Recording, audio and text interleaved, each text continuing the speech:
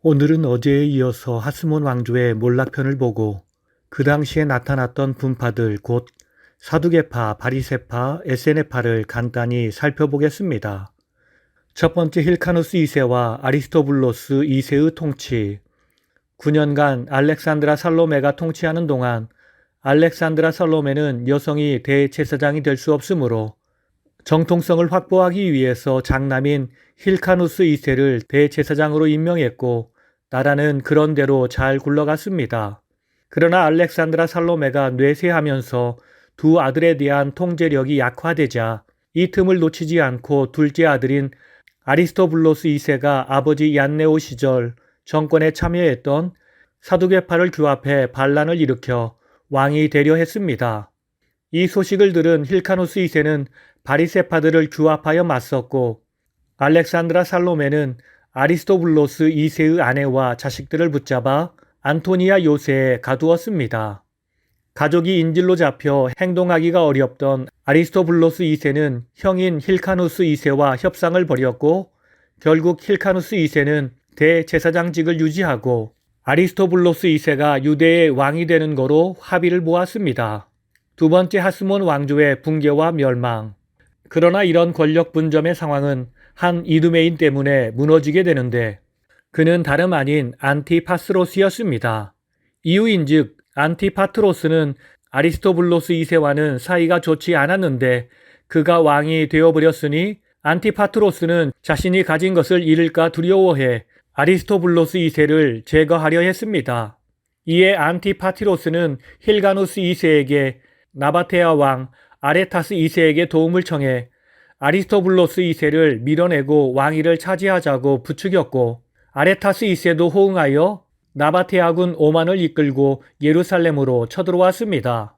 한편 아리스토블로스 2세는 폼페이우스 부장인 스카우루스에게도 은 300달란트를 주고 도움을 청해 그가 병력을 이끌고 예루살렘으로 온 상황이었습니다.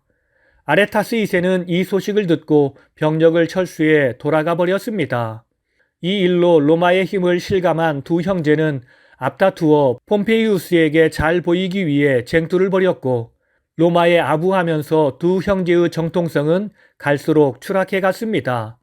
결국 폼페이우스는 두 형제를 중지하겠다면서 친절하게 팔레스타인 정복에 나섰습니다. 폼페이우스는 팔레스틴의 각 도시를 점령하고 마침내는 예루살렘을 포위하기에 이르렀지만 폼페이우스가 예루살렘을 포위한 상황에서도 힐카누스 2세와 아리스토블루스 2세는 분쟁을 멈출 줄 몰랐습니다. 결국 기원전 63년 폼페이우스는 예루살렘을 함락시켰고 12,000명을 학살했습니다. 폼페이우스가 취한 조치는 사실상 하스몬 왕조의 붕괴를 의미했습니다.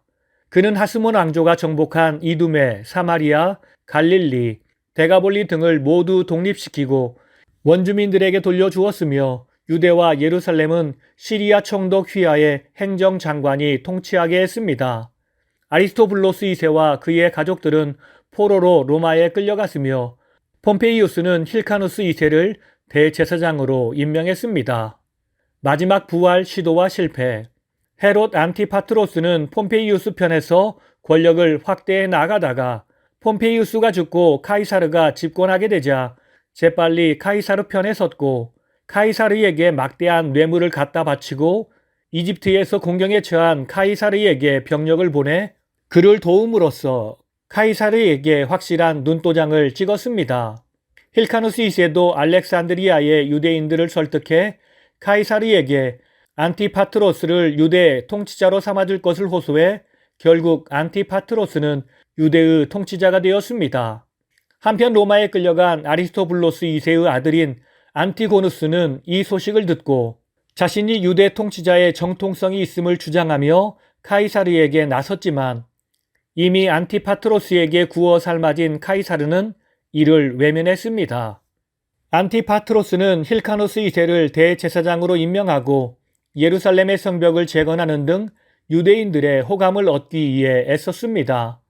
그리고 두 아들 중 장남 파사엘은 유대와 이두메의 행정장관으로 차남 헤롯을 갈릴리의 행정장관으로 임명했습니다. 카이사르가 브루투스에게 암살당하고 로마의 정국이 혼미해진 가운데 안티파트로스도 독살당하고 팔레스틴의 권좌를 놓고 파사엘과 헤롯이 분쟁을 벌였습니다.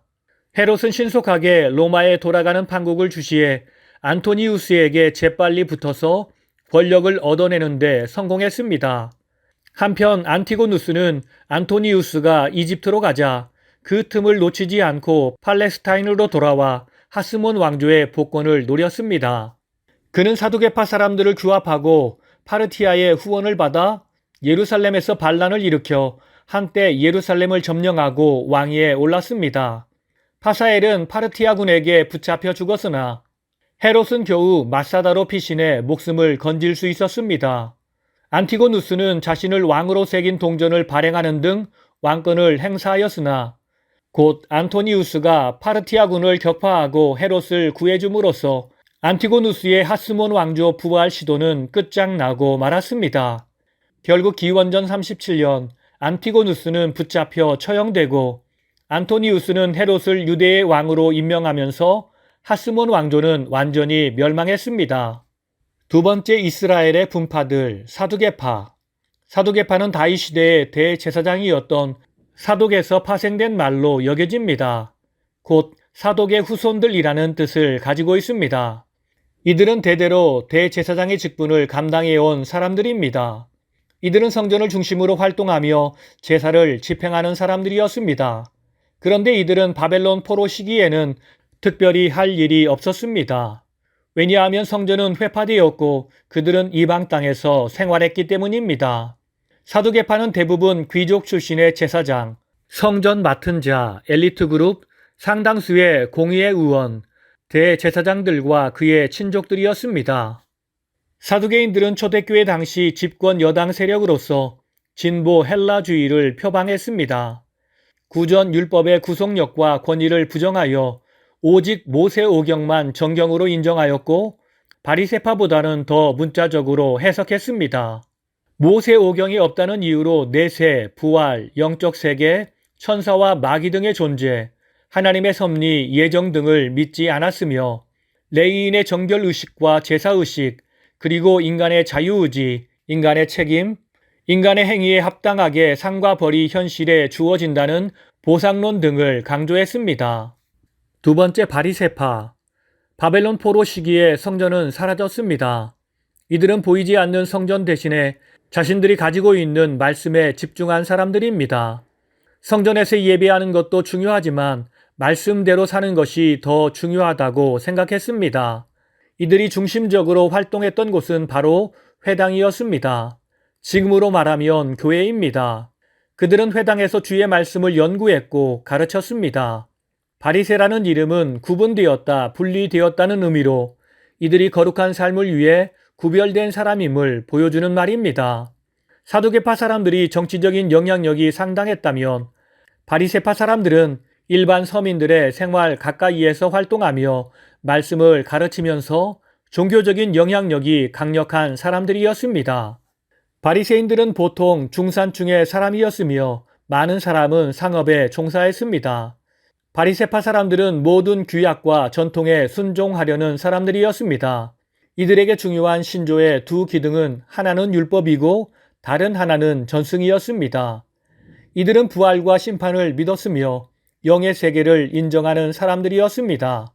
바리새파에 강력한 두 지도자가 있었는데 하나는 샴마이 학파였고 다른 학파는 힐렐 학파였습니다. 바울은 힐렐 학파의 거두인 가말리엘 문하생이었습니다. 에세네파. 이들은 원래 바리새파 사람들이었습니다. 그런데 정치적으로 사두개파 사람들과 바리새파 사람들이 싸우는 모습을 보고 성전이 주의 말씀으로 새롭게 될 때까지는 이 세상으로 돌아오지 않겠다고 하며 세상을 등지고 사람들과 떨어진 삶을 살았던 사람들입니다. 이들에게 중요한 것은 물 씻음 의식 세례였으며 이들은 주로 기도하고 성경을 필사하며 살았다고 합니다. 다 함께 기도하시겠습니다. 진실로 살아계셔서 이 땅을 주의 뜻대로 인도하시는 주님, 우리가 주님의 뜻을 잘 분별하며 주의 뜻을 이 땅에 세워나가는 주의 일꾼이 되게 하옵소서.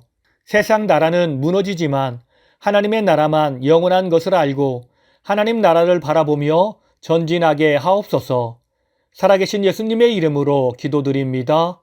아멘.